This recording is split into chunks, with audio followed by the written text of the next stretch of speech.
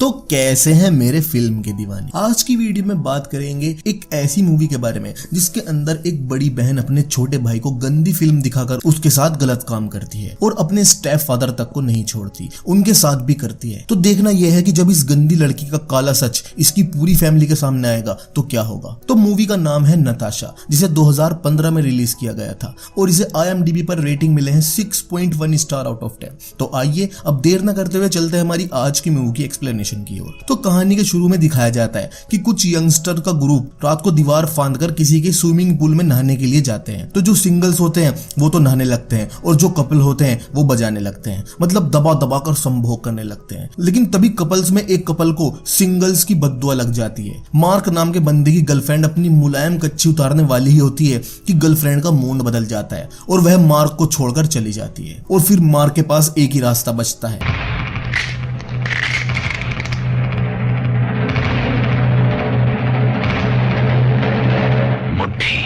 तो मार्क अपने हाथ के मार्क अपने औजार पर छापते हुए हाथ गाड़ी का इस्तेमाल करता है और लैपटॉप में खूब सारी ब्लू फिल्म देखता है। अब जिस प्राणी ने रात के समय गुप्त अंग पर विपरीत दिशा में घर्षण बल लगाते हुए वीर्य स्खलन किया हो, वो भला सुबह जल्दी कैसे उठ सकता है। तो मार्क की मोम दोपहर 12 बजे आकर उसे उठाती है और कहती है कि आज तुम्हारे अंकल अपनी होने वाली वाइफ के साथ घर आने वाले हैं और पहुंचते ही होंगे। अगले सीन में दिखाते हैं कि मार्क के अंकल अपनी वाइफ जीना के साथ घर पर आ जाते हैं और सभी साथ में बैठकर डिनर कर रहे होते हैं। तो जीना आंटी ने बड़े गले की ड्रेस पहनी हुई थी जिससे जीना आंटी का सीना बहुत ही ज्यादा चमक रहा था और मार्क जीना आंटी की चुच्चों पर से नजर नहीं हटा पा रहा था और उसको खुद पे कंट्रोल नहीं हो पा रहा था। तो वह डिनर करके बाहर आ जाता है। तो बाहर उसकी सिस्टर भी होती है।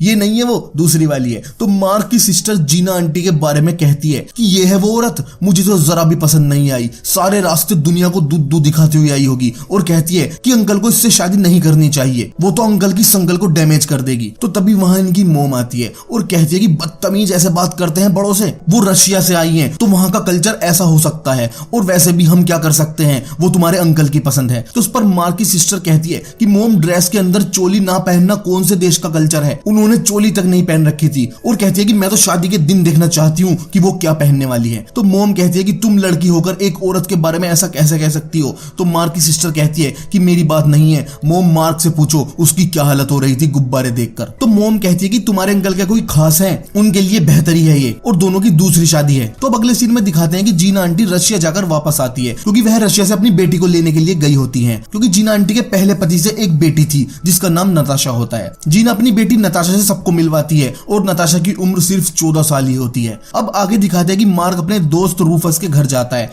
और वह उससे बहुत सारा ड्रग्स लेता है क्योंकि मार्क और रूफस दोनों मिलकर ड्रग्स डिलीवरी का काम करते थे। तो अब कुछ टाइम बाद दिखाया जाता है कि जीना और मार्क के अंकल की शादी हो जाती है और फिर चर्च के अंदर जीना अंकल की बड़ी मूंछों के अंदर छिपे हुए होंठों को ढूंढ लेती है और उन्हें चूमने लगती है। लेकिन हम व्यूअर्स देखते हैं कि नताशा अपनी मोम की शादी से कुछ ज्यादा खास खुश नहीं है। आगे दिखाते हैं कि शादी के बाद सभी साथ में लंच कर रहे होते हैं कि तभी मार्क की मोम मार्क से कहती है कि बेटा जाओ नताशा को अपना घर दिखा दो, अब तो वो तुम्हारी कजिन सिस्टर है। तो यहाँ व्यूअर्स कहते हैं कि हाँ घर दिखा लो और घर दिखाते दिखाते मार्क ने अपनी रबड़ दिखा दी। उसका डर नहीं है इन्हें। असल में यही होते हैं वो दलाल जो हमारे समाज में छिपे हुए होते हैं, बिना किसी पैसों के दलाली करते हैं। इनको बस लड़के को लड़की के करीब लाना होता है। अमेरिका का दलाल बहनचोद। अब मार्क का क्या था, वो तो दिखाने ले जाता है नताशा को अपना घर। तो मार्क के रूम में आते ही नताशा मार्क से पूछती है कि तुमने अपने रूम में किसी लड़की के साथ संभोग किया है। तो उस पर मार्क कहता है कि तुम अभी सिर्फ 14 साल की हो और तुम ऐसी बातें कर रही हो। इस पर नताशा कहती है कि मैंने तो 100 से भी ज्यादा लोगों के साथ किया है और मुझे तो बहुत ज्यादा मजा आता है। मतलब नताशा 100 से भी ज्यादा लोगों के साथ नाश्ता कर चुकी थी और वह मार्क से कहती है कि अगर तुम चाहो तो मैं तुम्हारे साथ भी यही कर सकती हूँ। तो मार्क कहता है कि तुम अब मेरी सिस्टर हो, तुम्हारी मोम ने मेरे अंकल से शादी की है। तो उस पर नताशा कहती है कि मेरी मोम तो खुद बहुत लोगों के साथ कर चुकी है, वो भी मेरे सामने।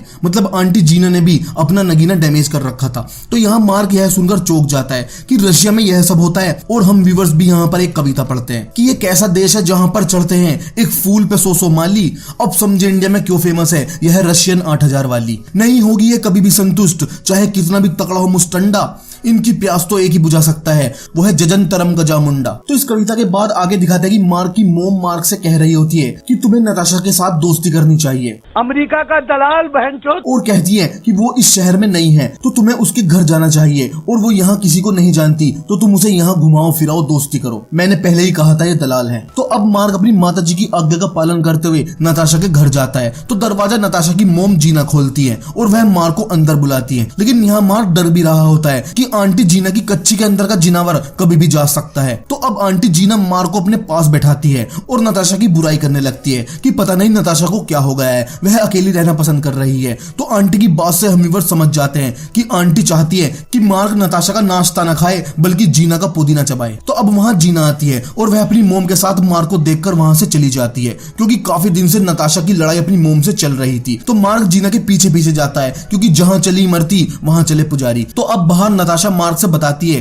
कि मुझे यहाँ लाकर मेरी मोम ने मेरी जिंदगी बर्बाद कर दी, वह बस अपने बारे में सोच रही है, मेरे बारे में नहीं। तो मार्क नताशा का मूड अच्छा करने के लिए उसे अपने दोस्त रूफस के घर लेकर जाता है। तो यहाँ व्यूअर्स कहते हैं कि कभी भी अपनी जीएफ या होने वाली जीएफ को अपने दोस्त से मत मिलवाओ, क्योंकि अगर दोस्त से मिलवाओगे तो जिंदगी भर सिर्फ हिलाओगे। तो रूफस के घर आकर नताशा खुशी महसूस कर रही होती है। खुशी महसूस तो करेगी अभी। अगर गर्लफ्रेंड अपने बॉयफ्रेंड के दोस्त की बातों पर हंसे तो बॉयफ्रेंड को जमीन पर ही जहन्नुम दिखाई देने लगती है, लेकिन एक अनजान लड़की किसी की भी बातें सुनकर हंस रही हो या मुस्कुरा रही हो तो हम व्यूअर्स का तो तब भी मन दुखता है। हम व्यूअर्स तो मर भी जाते, लेकिन मौत कैसे आ जाए अभी तो बहुत कुछ देखना है, गले भी नहीं लगाया है हमें तो अब तक किसी ने। तो अब आगे दिखाते हैं कि मार्क और नताशा रूफस के घर से वापस जाने लगते हैं। तो रास्ते में नताशा रूफस के बारे में इंटरेस्ट दिखाने लगती है और मार्क से रूफस के बारे में पूछने लगती है।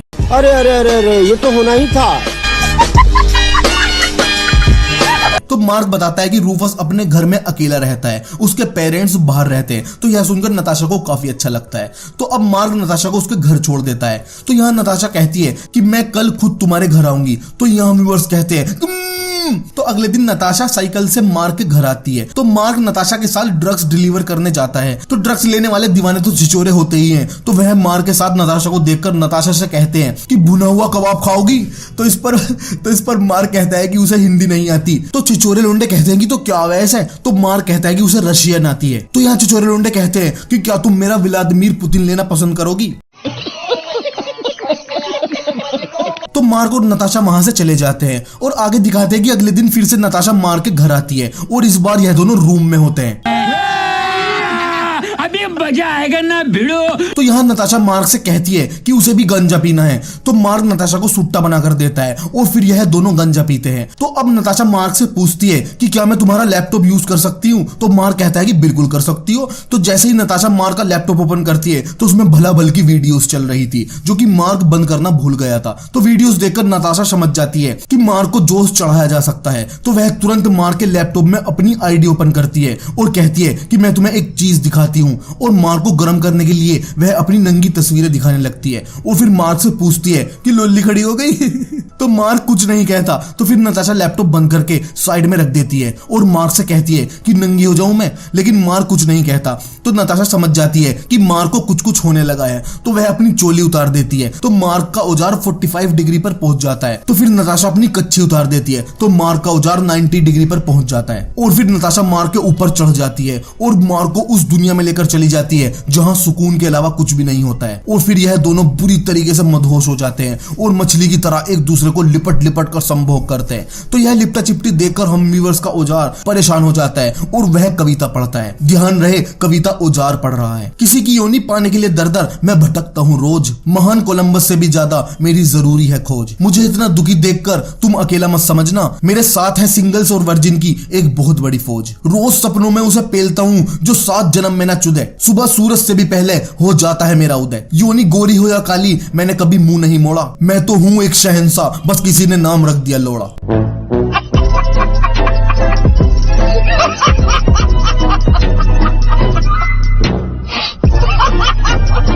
आगे बढ़ने से पहले एक बात है, एक भाई का चैनल है जिस पर आप YouTube से जुड़ी किसी भी समस्या का समाधान का वीडियो देख सकते हो। आप अपनी प्रॉब्लम को भूल सकते हो, लेकिन ये कभी नहीं भूलते, उसे सोल्व करके ही सांस लेते हैं। ऐसे ही है ये। तो चैनल का लिंक डिस्क्रिप्शन में दिया गया है, जाओ और अपनी YouTube से जुड़ी इस परेशानियों को दूर भगाओ। तो इस कविता के बाद नताशा नंगी पड़ी थी और वह मार्क से बताती है कि वह रशिया में बहुत लोगों के साथ संभोग कर चुकी है, क्योंकि वह संभोग वाली वीडियोस बनाती थी और नंगे फोटो भी खिंचवाती थी। तो मार्क कहता है कि तुम तो तबायफ हो। तो नताशा कहती है कि नहीं, मैंने इन कामों के कभी पैसे नहीं लिए, मुझे यह सब करना अच्छा लगता है इसलिए मैं करती हूँ। और जब मेरी मोम पैसों के लिए मुझसे यह सब करवाने लगी तो मैंने यह सब छोड़ दिया। तो यहाँ मार्क कहता है कि तुम्हारी मोम क्यों नहीं खिंचवाती नंगी तस्वीरें। तो नताशा कहती है कि मोम का तो जेरी और टॉम दोनों डैमेज सही है, कौन तस्वीरें देखेगा इन चीजों की। तो अब आगे दिखाते हैं कि मार्क तो नताशा की लेने के बाद पागल सा ही हो गया था। अब तो मार्क और नताशा दोनों एक दूसरे की बाहों में नंगे नामर्जात पड़े रहने लगे। मार्क खाए पीने बिना रह सकता था, लेकिन नताशा के साथ किए बिना नहीं रह सकता था। मार्क और नताशा दोनों मिलकर ड्रग्स बेचते थे और रोज दबा दबाकर संभोग करते। और फिर मार्क को नताशा से प्यार होने लगा था। मार्क नताशा के साथ हमेशा रहना चाहता था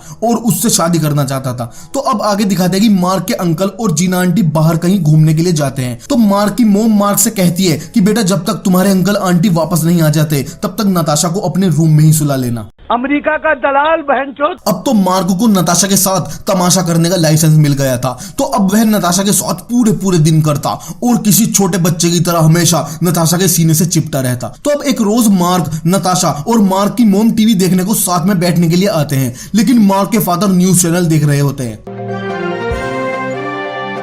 तो फिर मार्क की मोम अपने हस्बैंड से कहती है कि घर में मेहमान आई है तो कोई उसकी पसंद का चैनल लगा दो, लेकिन मार्क के फादर।